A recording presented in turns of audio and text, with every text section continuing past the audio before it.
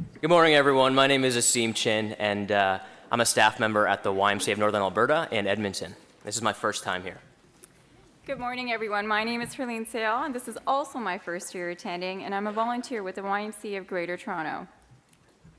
Oh, it's me again. First, we would like to acknowledge the land we are on, the traditional territory, Mississauga of New Credit First Nations.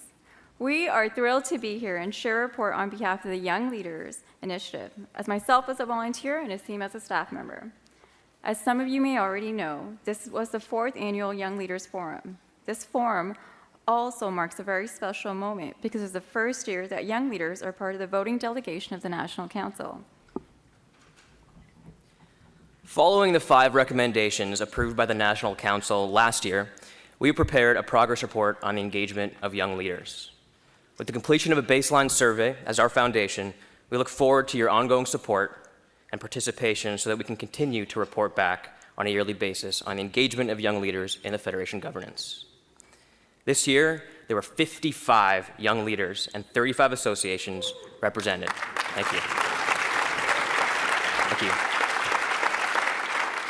This is 4 more associations than in previous years.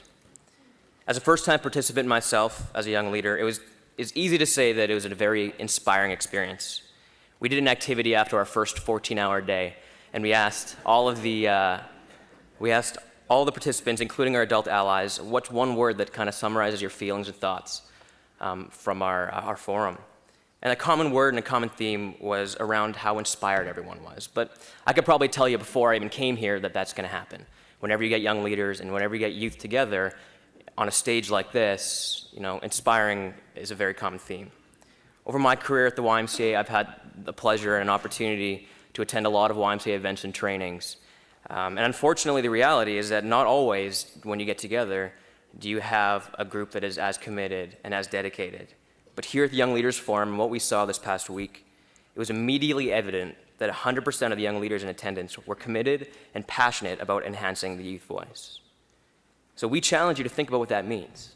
We challenge you, not just the YMCAs who weren't represented here today and this week, but especially those that were, to take advantage of the fact that you have 55 committed, dedicated, and passionate young leaders that are looking to work together towards our one common goal, moving Plan Y forward, our association forward, and our federation forward with the youth voice. Thank you. However, this forum is only one point in time. Young leaders play an ongoing, year-round role in working within the Federation governance to engage the youth voice and moving Plan Y forward. We are looking forward to working together and connecting with more associations to ensure that the young leaders and the youth voice is being heard across the country. Over the past 2 days, both staff and volunteers of the Young Leaders Initiative have agreed to focus on 5 key areas, which are 1, finalize strategic plan. 2, create opportunities for communication and knowledge exchange across the country. 3, institutionalize the youth voice at the local association level. 4, ensure continuity from year to year at the Young Leaders Initiative. And 5, better representation of Indigenous voices and more intentional collaboration with the 4R movement. In closing, the young leaders are looking forward to your continued support as we strengthen the youth movement and build the Canada we want and the YMCA we need.